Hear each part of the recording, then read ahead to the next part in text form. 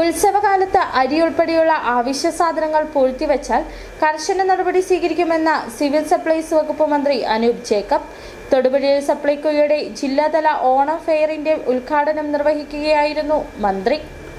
പൊതുവിപണിയിലെ വില നിയന്ത്രിച്ചു നിർത്തുകയും ജനങ്ങൾക്ക് മിതമായ നിരക്കിൽ നിത്യോപയോഗ സാധനങ്ങൾ ഉറപ്പുവരുത്തുകയുമാണ് ഫെയറുകളുടെ ലക്ഷ്യം. എല്ലാ സ്ഥലങ്ങളിലും പരമാവധി ഗുണമേന്മയുള്ള ഉൽപ്പന്നങ്ങൾ മിതമായ നിരക്കിൽ എത്തിച്ചു പൊതുവിപണിയിൽ ഉണ്ടാകുന്ന വില വ്യതിയാനങ്ങളിൽ നിന്ന് ജനങ്ങൾക്ക് ആശ്വാസം പകരുക എന്ന വലിയ ദൗത്യമാണ് ഏറ്റെടുത്തിരിക്കുന്നത്. ഉത്സവകാലത്ത് അരി ഉൾപ്പെടെയുള്ള അവശ്യ സാധനങ്ങൾ പൂഴ്ത്തിവെച്ചാൽ കർശന നടപടി സ്വീകരിക്കുമെന്നും മന്ത്രി അനൂപ് ജേക്കബ് പറഞ്ഞു.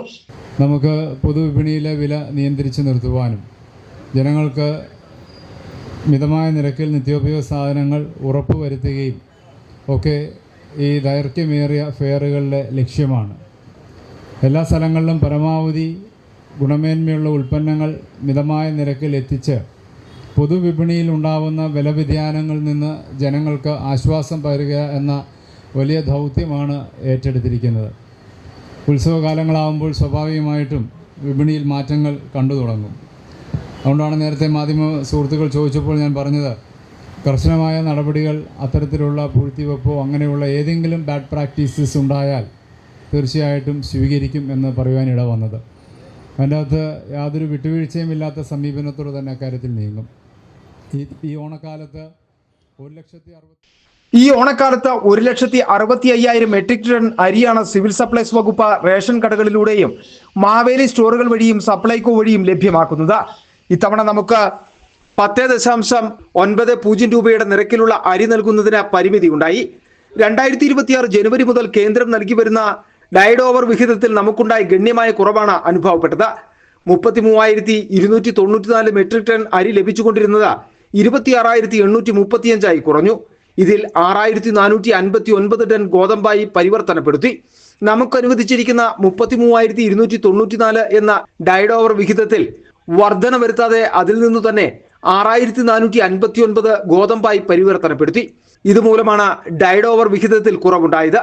ഈ ഡൈഡ് ഓവർ വിഹിതത്തിൽ നിന്നാണ് നീക്കിയിരിപ്പിന്റെ അരിയെടുത്ത ഓണക്കാലത്തിനും വിഷുവിനും ക്രിസ്മസിനും ഒക്കെ സ്പെഷ്യൽ അരിയായി വിതരണം ചെയ്യുന്നത്. ഈ കുറവ് വന്നപ്പോഴാണ് സ്പെഷ്യൽ അരി എന്ന നിലയിൽ 10.90 കൊടുക്കുവാൻ കഴിയാത്ത സാഹചര്യം വന്നത്. അതാണ് OMSS നിരക്കിലുള്ള അരി കൊടുക്കുവാനുള്ള തീരുമാനമെടുത്തത്. അത് 26 രൂപയ്ക്കും 27 രൂപയ്ക്കുമാണ് റേഷൻ കടകളിലൂടെ മാവേലി സ്റ്റോറുകളിലൂടെയും കൊടുക്കുന്നത്. സാധാരണ ലഭിക്കുന്ന നോർമൽ വിഹിതം സപ്ലൈകോയുടെ സബ്സിഡി വിഹിതം സെപ്റ്റംബർ മാസത്തെ അലോട്ട്മെന്റ് ഓഗസ്റ്റിൽ കൊടുക്കുന്നത് ഉൾപ്പെടെയാണ് 1,60,50,000 മെട്രിക് ടൺ അരി. വരും ദിവസങ്ങളിൽ വിപണി സസൂക്ഷ്മം വീക്ഷിക്കും. ബോധപൂർവം വില കൂട്ടുവാനുള്ള ശ്രമങ്ങളും ചില കോണുകളിൽ നടക്കുന്നുണ്ട്. ഏതെങ്കിലും തരത്തിൽ പിന്നീടും വിപണിയിൽ മാറ്റങ്ങൾ വരികയാണെങ്കിൽ കൂടുതൽ അരി വിപണിയിൽ എത്തിക്കുവാനുള്ള നടപടികൾ സർക്കാർ സ്വീകരിക്കും. തൊടുപുഴ നഗരസഭാ ചെയർപേഴ്സൺ സാബിറ ജലീൽ അധ്യക്ഷത വഹിച്ചു. കൗൺസിലർ ആതിര ജോഷി ആദ്യ വിൽപ്പന നടത്തി. നഗരസഭാ vice chairperson K Deepak, Thodupuzha block panchayat president Muhammad Anshad, Thodupuzha taluk supply officer K Smitha, ജില്ലാ സപ്ലൈ ഓഫീസർ ബീന ഫദ്രൻ, സപ്ലൈകോ മേഖലാ മാനേജർ M ജയപ്രകാശ് തുടങ്ങിയവർ പങ്കെടുത്തു. City vision Thodupuzha.